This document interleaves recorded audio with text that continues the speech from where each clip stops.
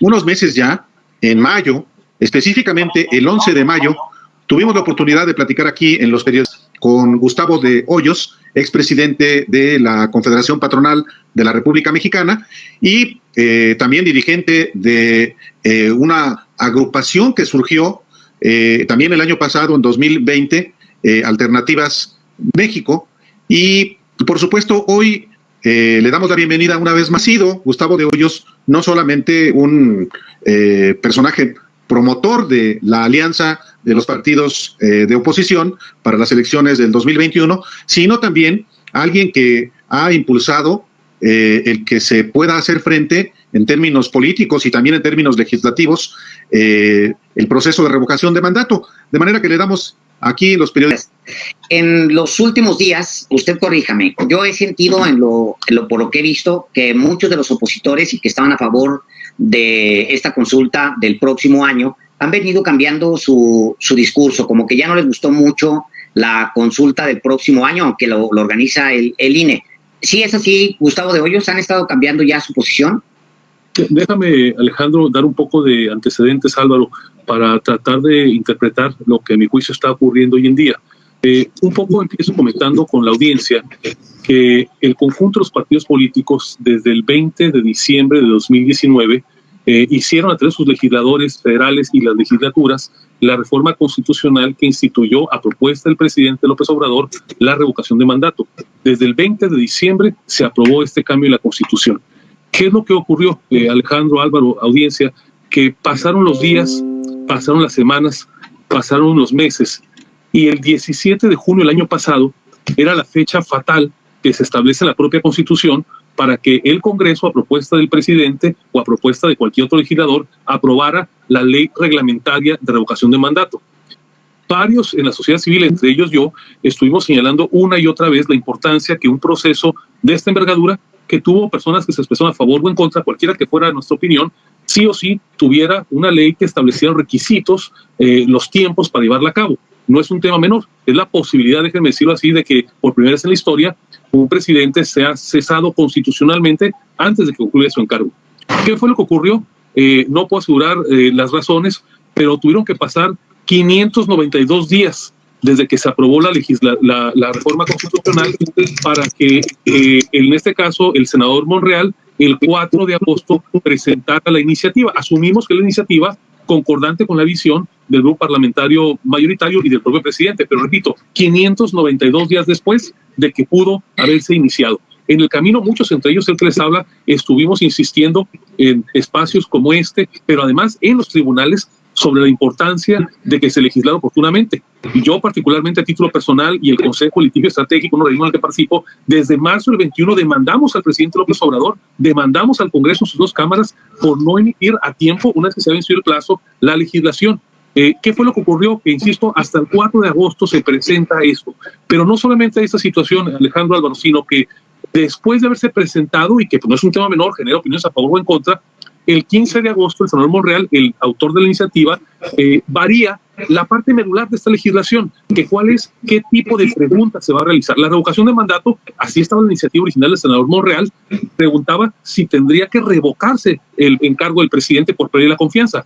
Hay un viraje, no queda muy claro a ciencia cierta por qué es, y ahora se introduce en la propuesta el hecho de que se confirme el encargo, es decir, si queremos que continúe el presidente. Hay muchos juristas, muchos activistas que piensan que esta manera de plantear la pregunta es contraria a la figura misma de la revocación de mandato. Y me parece que este cambio ya venía cierta inercia por el retraso, Alejandro y Álvaro, pero especialmente a partir de esta variación de la pregunta es cuando para muchos, incluidos para mí, si se aprueban estas formas, realmente estamos hablando de una consulta popular, de una medición de popularidad, pero ya no sería viable como está planteada la reforma que fue aprobada. Es decir, para decirlo de manera resumida, el derecho que tenemos los ciudadanos para activar este mecanismo y pedir la cesación del presidente realmente sería completamente inoperante. Y por eso me parece que de esa fecha para acá hay una clarísima oposición ya de manera prácticamente unitaria en el sentido de que no tiene sentido avanzar. Y máxime cuando después de esta larga espera de 592 días, Álvaro Alejandro, por alguna razón, no soy yo quien para diagnosticarlo,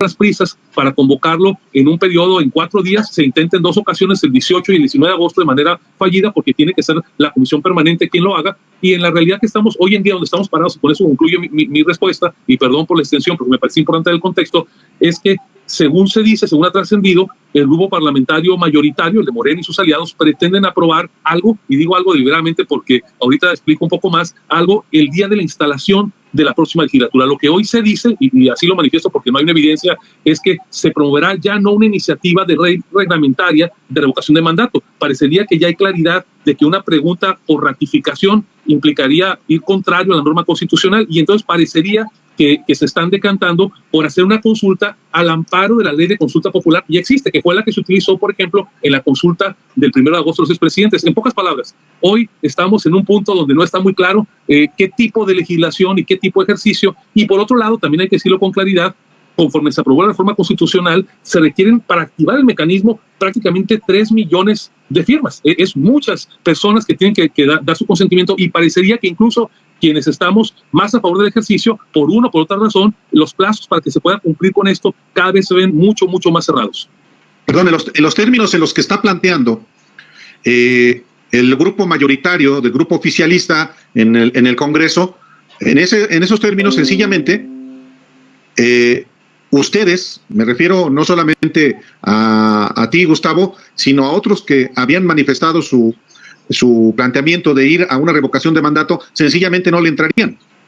Parece haber pocos incentivos, Álvaro, en razón de que el efecto que podría derivarse del ejercicio, primero, puede ser claramente ilegal, lo digo categóricamente. Sí. Es muy probable que si la pregunta, porque para aprobar la ley basta mayoría simple. Entonces, si el grupo parlamentario mayoritario aprueba con mayoría simple una ley donde venga la pregunta, lo digo abreviadamente, no a la ligera, como ratificación, no como revocación, muy probablemente, es altamente probable, de hecho ya lo han dicho los coordinadores parlamentarios de las fracciones opositoras, se promueve una acción de inconstitucionalidad y quedemos un poco en el limbo, porque incluso sería posible técnicamente que la Suprema Corte suspenda el ejercicio porque no hay claridad en este tema que es la parte nodal de la revocación de mandato. Es decir, no estamos hablando de un tema meramente jurídico, estamos hablando, insisto, más allá de si estamos a favor o en contra, de un ejercicio inédito que plantea la posibilidad de que cese el presidente de la República, y me parece que más allá de la opinión que tengamos de lo correcto o incorrecto, de la figura, del éxito o fracaso del ejercicio del presidente de la República, no merece el país un ejercicio que tenga esta cantidad de ambigüedades. Entonces, ¿cuál sería la propuesta? Porque hay una... claramente, de acuerdo con las encuestas que hay hasta el día de hoy, el presidente trae muy buenos niveles de aprobación. Lo dice la última encuesta, la trae el Financiero, y pareciera que el cambio de posición es porque el presidente ha mantenido niveles de aprobación bastante aceptables. Lo decía la última encuesta del Financiero. Ahora, para que no se interprete de esa manera, Gustavo de Hoyos, ¿cuál sería la propuesta de ustedes? ¿Mandarlo más adelante? ¿Cuál sería la propuesta? Mira, antes de responder, Alejandro, yo creo que obedece a 2 circunstancias. Unas, las condiciones del ejercicio que acabo de plantear, la falta de una definición oportuna. Si las oposiciones quieren ir por los 3 millones, es evidente que en la medida que no hay certeza, los actos preparatorios, porque más hay limitaciones de publicidad y esas cosas, parecerían difícil lograr en un periodo tan corto de tiempo, lograr el objetivo, ya no digo de ganar, sino de conseguir las firmas en los términos y con las limitaciones legales que hoy están establecidos. Eso por un lado. Y también lo digo con toda claridad, porque esos temas tienen que ventilar con absoluta transparencia. El resultado de la elección, aunque implicó un avance sustancial de las oposiciones en su conjunto en términos del número de miembros del Congreso, las matemáticas no dan. Dicho de otra manera, si el presidente López Obrador, habiendo una ley adecuada, supongamos eso, cesa en su encargo, la mayoría que podría designar al sucesor sería, a final de cuentas, la mayoría de Morena y de sus aliados. Dicho de otra manera, parecería, y esta es la opinión que he escuchado con mayor reiteración entre quienes vemos como un desastre el ejercicio del presidente López Obrador, que hay un incentivo bajo para removerlo de su cargo por la vía constitucional, dado que muy probablemente el remedio salga peor que la enfermedad. No quiero pensar con esta mayoría, que es una realidad. Hoy por hoy sabemos cuáles son los números. Ayer el INE más o menos ya determinó la integración de la Cámara de Diputados. Ya no es un tema para estarlo presumiendo. Sabemos que si sumamos de un lado y sumamos del otro lado, llegado el caso de tener que elegir un presidente sustituto, este sería necesariamente alguien afín al actual presidente, y nos parece que podría salir, insisto, poco razonable, poco conveniente el ejercicio. Pero eso ya ustedes ya lo sabían, digo. No, lo que pasa, Alejandro, es que hasta el 6 de junio, evidentemente el resultado final de la elección pues estaba sujeto al resultado de la integración del Congreso. Había una expectativa, y es algo que en alguna ocasión platiqué aquí en los periodistas, de que fuera a ser un resultado incluso mejor que el que se obtuvo, y bueno, simplemente comparto con la audiencia, hubiera sido mucho mayor de legisladores para las oposiciones, seguramente el incentivo que podría darse sería mucho mayor.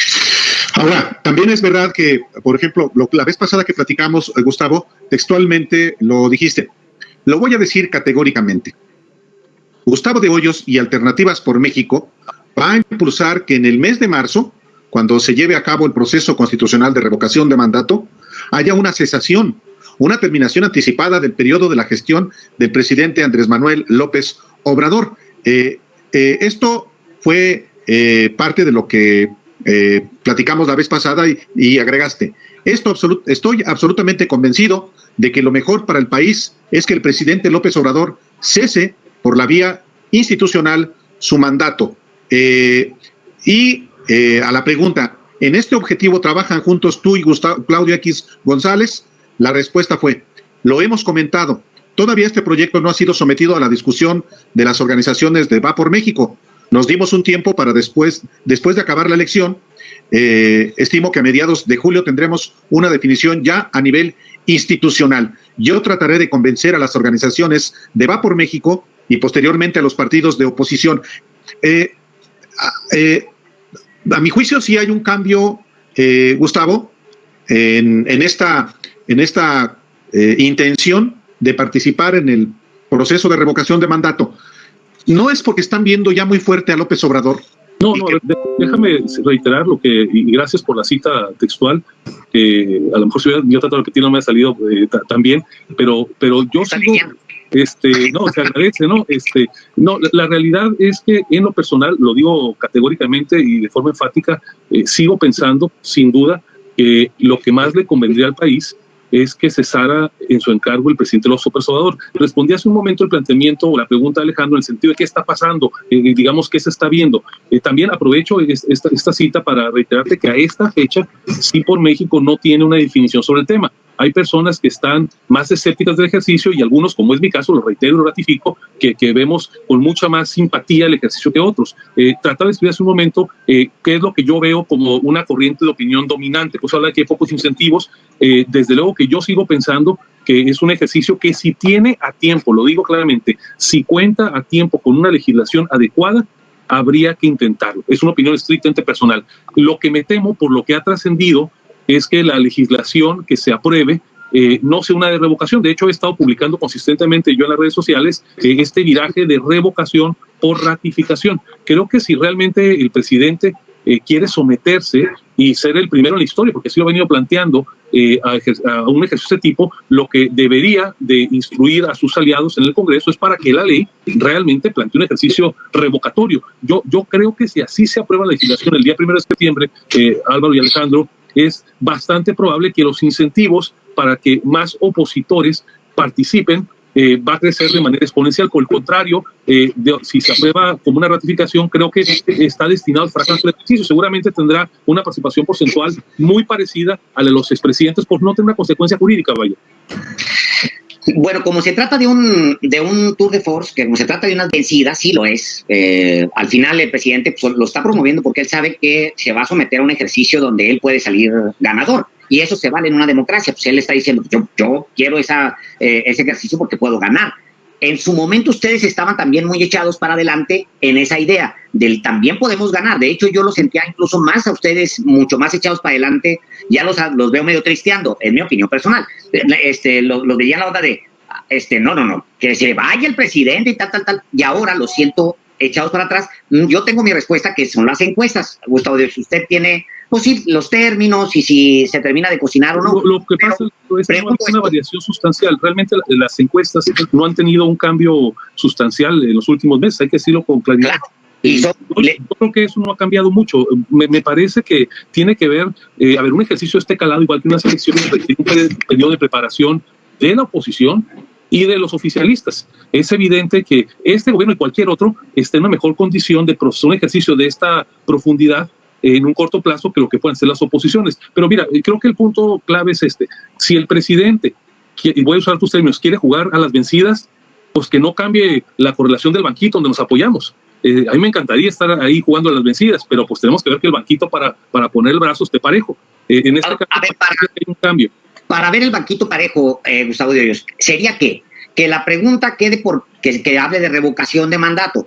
Aunque de todas maneras, bueno, ustedes pedirían que la pregunta quede como revocación de mandato, que salga rápido la ley secundaria y que se pueda analizar, digamos, y que todos estén de acuerdo en el Pleno. Ahora, no van a estar de acuerdo. Y que el INE, algo muy importante, que es el árbitro del ejercicio, cuente con los recursos suficientes, sin entrar en un debate cuántos son, para que pueda hacer un despliegue del tamaño suficiente para que pueda hacer un ejercicio realmente de alcance nacional.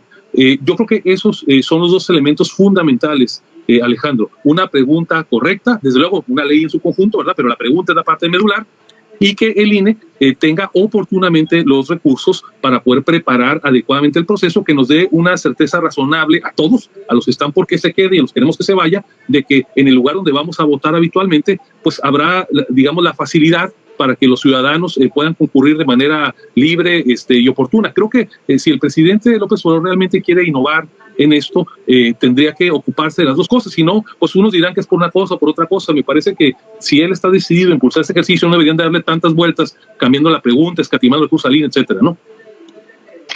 Álvaro, no te escuchamos.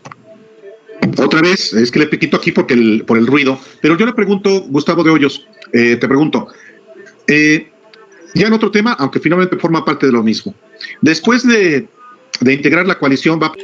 Y sí, yo también completamente de acuerdo en lo que, como ven, pues el Sí por México y Va por México y pues prácticamente el PRIAN lleno de empresarios que son los patrones del PRIAN, que es decir, sí hay que hacer la consulta, hay que hacerla, pero como vieron que pues se ha mantenido López Obrador en un buen nivel, en una muy buena aceptación y lo ven muy, pero muy fuerte, pues no quieren. ¿Por qué? ¿Por qué va a pasar si se hace la consulta bien, si se ponen las casillas que deben ser y todo, y si participa la mayor gente? Es que la gente se va a volcar a votar y van a votar a favor de nuestro presidente Andrés Manuel López Obrador y van a ver pues que la aceptación a lo mejor puede estar por encima de ese 60% por lo regular, que se dice que por lo regular ahorita ya están en el 70%, porque sabemos que las encuestas que hacen el PRIAN están completamente cucharadas. Entonces al darse cuenta que tiene 70%, pues prácticamente los aniquilan para lo que viene siendo el 2024, ya que esto sería un fuerte impulso, como un espaldarazo a nuestro presidente, como que vas bien, AMLO, pues sigue así y sigue haciendo pues las cosas como o sea, acorde. Y sobre todo, como van a ver también los avances en las obras como el Tren Maya, como la refinería y como el aeropuerto y los otros demás, el tren transísmico, pues se va a ver como que más fortalecido, y a como vayan acabando las obras y que nuestro presidente vaya y las inaugure, las estratosféricas, pues prácticamente sobre todo estas principales 4 megaobras, que también está otra, la Lava de Texcoco, y luego que van a hacer ahora también lo del Zapotillo, que es para aquí, para Guadalajara, Jalisco, y para allá, para Guanajuato, para que pues nos queden agua, porque nos tienen prácticamente sin agua. Pues esto le va a dar muy, pero muy fortalecido a nuestro presidente Andrés Manuel López Obrador. Y cuando vean que ahí está ya la refinería, pues va a empezar, tiene que bajar la gasolina, porque lo prometió, tiene que bajar 3, 4, 5, hasta 5 pesos la gasolina, porque ya se va a hacer autosuficiente en México y va a tener para autosuficiente. Entonces, como están viendo esto el PRIAN, pues que es lo que dicen, no, ya no hay que hacer la consulta, porque esto, prácticamente derrotaría más todavía moralmente a los del PRIAN, porque van a decir, uff, no, pues el presidente ya va muy arriba, pues para qué vamos a elecciones, que yo estoy segurísimo que caminando se va a ganar la elección 2024. Ahora, también es importante, no nomás a nivel nacional, que también a nivel estados esté gobernando Morena para que todo sea más fácil y más fluido.